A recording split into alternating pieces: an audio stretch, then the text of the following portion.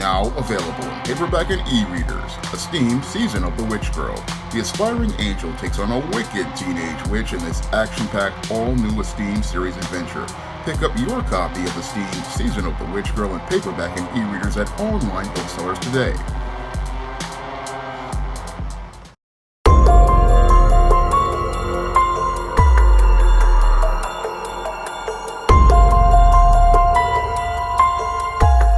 There were a pair of mass shootings that took place over the weekend that led to the deaths of numerous people. Now, in one of these incidents in North Carolina, 3 people were killed and 5 were wounded when a veteran decided to go and fire from his boat into a North Carolina waterfront bar, and 8 people were wounded and 4 people were killed when a former Marine decided to drive his truck, which had American flags on the back, into a church, set the church on fire, and start shooting.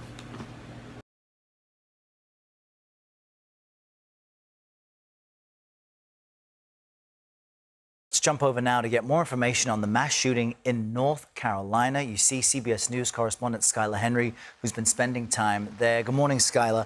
Help us understand what happened in this shooting and why officials there are seemingly certain that it also was targeted and purposeful. Yeah, that's what law enforcement said yesterday during a press conference, Errol. Breaking down a timeline as to what happened, police say that they first got 911 calls shortly after 9 o'clock on Saturday night. It was then that folks who were here at American Fish Company say that shots started to ring out here, so much so that people started to hit the deck. They say that several people were hit, both outside and inside of this popular pub and concert venue where usually people would come out, enjoy some music, enjoy food and drinks as well. Then they say that everything happened so quickly, but they were able to get their eyes on a boat that actually left right across the way here from the dock here. And they say that it was the suspect, Nigel Edge, who was able to get away a little after 10 p.m. on Saturday night. Of note, police say that they were able to arrest Edge, the suspected shooter, in less than an hour as he tried to make his way back to where his residence is, a little bit further down in Oak Island.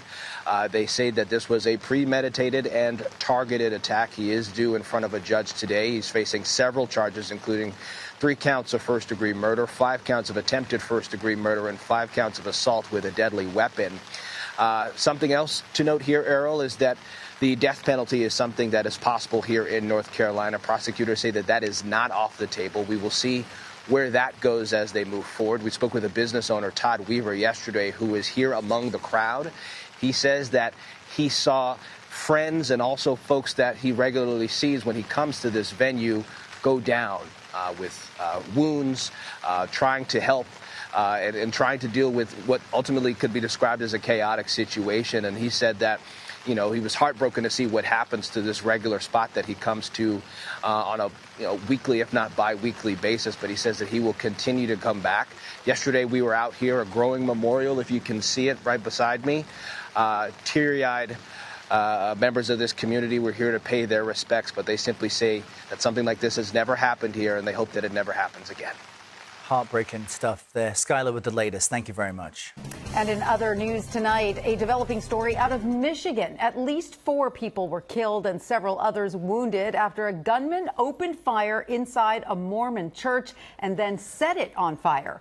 Authorities now calling it an act of targeted violence, and some victims are still unaccounted for. And tonight, our first look at the shooter, Thomas Sanford, in this image from his mother's Facebook page. Here's ABC's Perry Russum. Tonight, police searching for those missing after a deadly attack in a Michigan church. Hundreds of worshipers inside the Church of Jesus Christ Latter-day Saints for Sunday services when a gunman opened fire. We have an active shooter at the church, and PD's on scene saying the building is also on fire. Police in Grand Blanc, Michigan, about 50 miles northwest of Detroit, say the suspect rammed a pickup truck through the front door, got out, and started shooting. That suspect is a 40-year-old male from the city of Burton, who we identified as Thomas Jacob Sanford. Paula, a teacher at the church, describing the terrifying moments to ABC affiliate WXYZ. One of our counselors was up speaking, and we heard a big bang and the doors blew. A fire starting inside the church. Authorities believe it was set by the gunman. Firefighters forced to retreat as the roof collapsed. I have people trapped in the building. Repeat, people trapped in the building. 2 officers arriving, engaging the suspect, and killing him. Multiple agencies, including the FBI and ATF, now investigating. The FBI is committed to continue finding out the facts, circumstances, and motives behind this tragedy.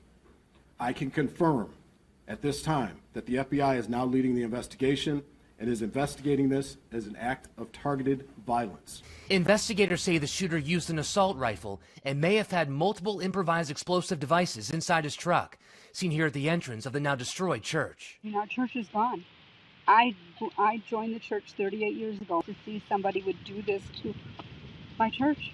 Officials say they are searching the shooter's home just 8 miles from the church and reviewing his cell phone records as they work to find a motive. Perry Russum, ABC News, New York. Now, in the first of these alleged incidents that took place in North Carolina, 40-year-old Nigel Edge is accused of taking his boat over to a North Carolina waterfront bar as things were going on at an event there, and taking out an assault rifle and began shooting at the bar and all of the patrons there. And as a result, 3 of those patrons wound up losing their lives, and 5 others wound up getting wounded as a result of the mass shooting he participated in. And after he participated in this mass shooting, he then took his boat and eventually was caught by the U.S. Coast Guard a half hour later and taken into custody. And eventually they say that law enforcement was able to get a confession as related to the alleged mass shooting that he participated in. Now, in the case of Nigel Edge, they say there's a history of PTSD and mental health problems that were not taken care of by the Veterans Administration, and they believe that this possibly could have been one of the reasons why he participated in this mass shooting. Now, in this second incident that took place in Michigan, Thomas Sanford, another 40-year-old man, decided to take his truck, which was decorated with American flags, and he decided to drive it into a Michigan Mormon church, or Church of the Jesus Christ of the Latter-day Saints. And after he drove his truck into the church building, which was filled with congregants, he then decided to take out a assault rifle or AR-style weapon, according to some reports, and decided to start shooting. And as he was shooting, he later on then looked to set the church on fire with gasoline that he allegedly had, and also in his vehicle that some reports say he also had improvised explosive devices. And basically, as a result of this incident, 4 people at that church were killed and 8 others were wounded as a result of this incident. Now, the police in North Carolina and Michigan see the alleged behavior of Thomas Sanford and the behavior of this other veteran, Nigel Edge, as isolated incidents. But when I take a critical examination of the behavior of Thomas Sanford and Nigel Edge, it fits a growing pattern and profile of antisocial behavior I talk about in depth in my book, The Man Crisis. And it's clear to me that both of these veterans were men in crisis possibly due to PTSD that they had for many years that was not taken care of by the Veterans Administration, which in this country does next to nothing for soldiers. That could be one of the reasons that these men basically escalated their behavior into this violence. However, when I look at their behavior from a more critical perspective, I see it as a growing pattern among especially white males as related to participating in these mass shootings because they are in a place where they have issues as related to their station in life.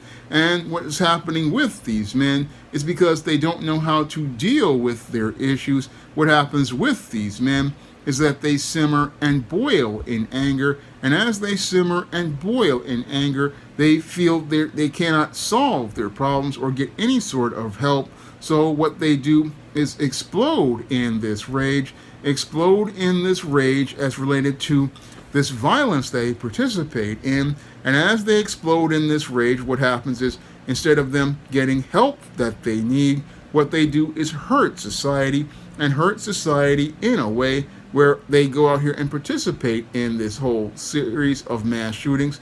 And what's really scary about this situation with these two shootings over the weekend is that they show how much worse the man crisis is getting in this country, because we have an increase not only in frequency of this type of violence, but it's becoming so commonplace that it's basically happening almost every day, 1 or 2 times a day.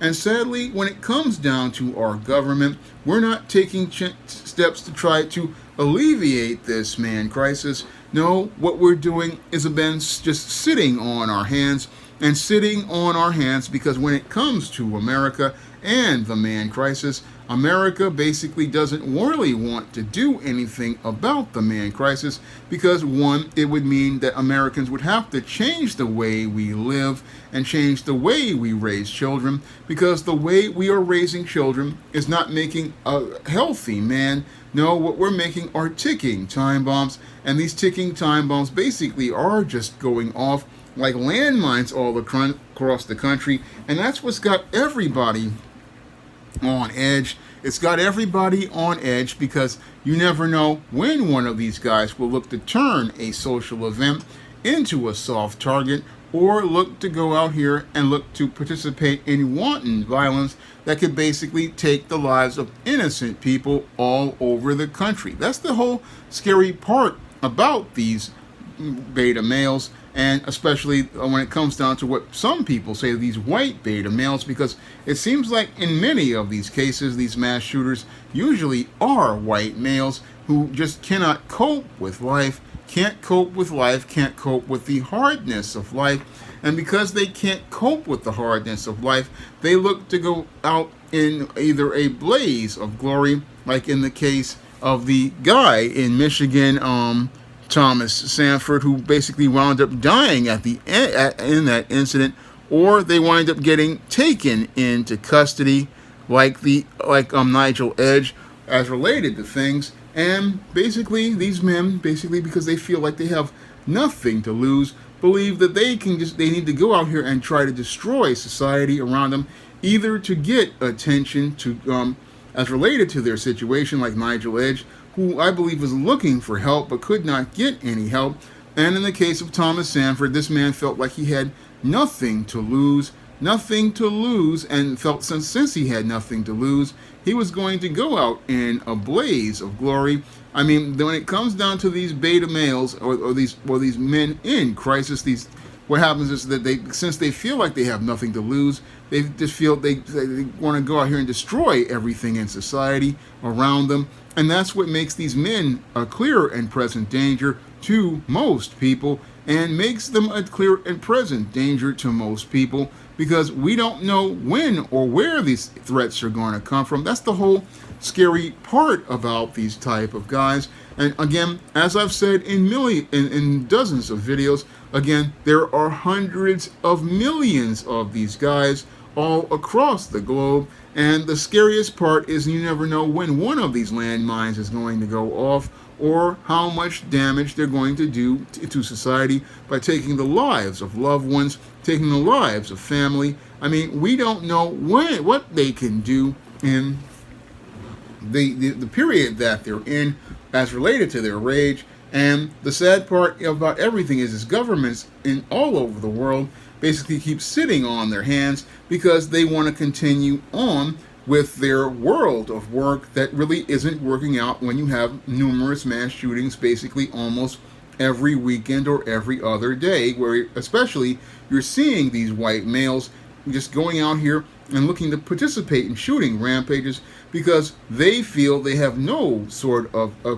thing that they can accomplish or any sort of purpose, even though some of these guys basically are living pretty good lives. I mean, if you've got money to go out here and buy these these AR weapons or these assault rifles. You could basically go out here and use that same money to do things like start a business. Again, what's sad is that these men, they again don't really use the tools around them to help themselves, because nobody has invested time in them, and because nobody is invested in these men, what happens is they don't want to invest in the world. No, they want to destroy the world around them, and that's what's making a man crisis in this country. Again, the way we work in this country, we have no time for family. We have no time to invest in these boys before they become young men. And because we don't invest in building up these men, what we do is create antisocial individuals who eventually wind up growing up to become men in crisis. Now, if you want to learn more about what leads to many of America's men and men all over the globe looking to participate in antisocial behaviors and violence, and how to prevent them from participating in that violence, you can pick up my book, The Man Crisis, on Amazon.com in paperback and Kindle format. You can also find The Man Crisis at other online booksellers like Draft Digital, Google Play, Barnes & Noble, and big box retailers like Walmart and Target. And if you want to see me make more videos talking about the man crisis, you can drop a donation to the Patreon, PayPal, or Cash App by clicking the link in the description box. That's all I have to say for this video. You can comment, rate, and subscribe. Now available in paperback and Kindle Unlimited, The Man Crisis. Learn why so many men are struggling to find their way in an increasingly gynocentric world in The Man Crisis. Get your copy of The Man Crisis in paperback and Kindle Unlimited today. Support Black-owned and Black-operated digital broadcast media. www.niceradionetwork.com. Nice Radio Network, broadcasting 24 hours a day, 7 days a week.